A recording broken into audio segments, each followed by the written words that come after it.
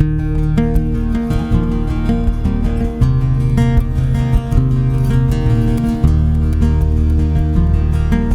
didn't just make that one promise in Genesis chapter 3.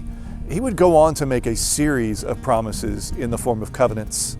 There are at least 5 major covenants that God made in the Old Testament with Adam, with Noah, with Abraham, Moses, and with David.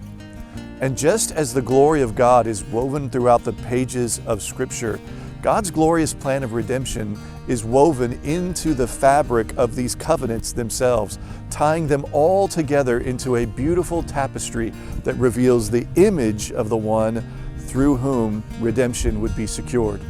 With Adam, of course, we had the promise of the seed of the woman that would crush the head of the serpent. With Noah, God made a covenant promise never again to destroy the world through a flood, which was a promise that demonstrated that God loved humanity, even in the time of judgment. In the midst of a period where humanity seemed to be at its worst, God was willing to preserve creation and the seasons of creation in order to continue to sustain humanity. This love was also seen in the fact that He was willing to preserve a remnant of sinful humanity itself for the purpose of keeping the promise that was made in Genesis chapter 3. For now, the promise of the seed would move forward through Noah. And 10 generations later, through the line of Noah's son Shem, God would enter into a covenant relationship with a man named Abram, whom He would call Abraham. He would promise to make him into a great nation, a nation that we would come to know as Israel, but also a promise to continue the progression of the seed. For God had told Abraham that through his seed, through his offspring, all nations of the world would be blessed. That blessing, of course, is salvation. And the promise signified that God's glorious redemption would be accessible to all. And hundreds of years later, with Moses and through the covenant relationship that he would establish with Israel, God would paint one of the most beautiful and elaborate pictures of the promised seed of the Redeemer in the Old Testament. For He would give to them His laws and His commands, which He knew they were going to break. So He also established for them a priesthood, men who would intercede on behalf of the people through a system of worship that included atoning sacrifices that would deal with the guilt of their sins so that the relationship between them and God could continue, even emphasizing the unblemished nature of the animals that were to be offered, a foreshadowing of Jesus.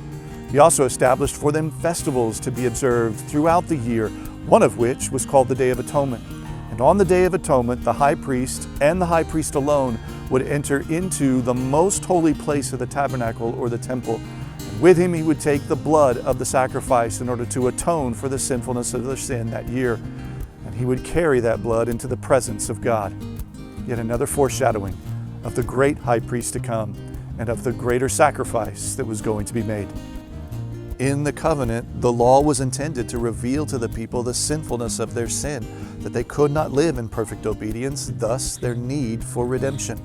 And the priests and the sacrifices and the festivals, they would all serve to paint a picture of that Redeemer. And in the midst of all of this, the promise of the seed continues its journey through the descendants of Abraham's great-grandson Judah, till we get to a young man by the name of David. David is anointed to be the king of Israel. And God would enter into a covenant relationship with David, promising to establish his throne forever. But not through some eternal succession of king after king after king after king after king, but rather through one king who would reign on the throne for eternity.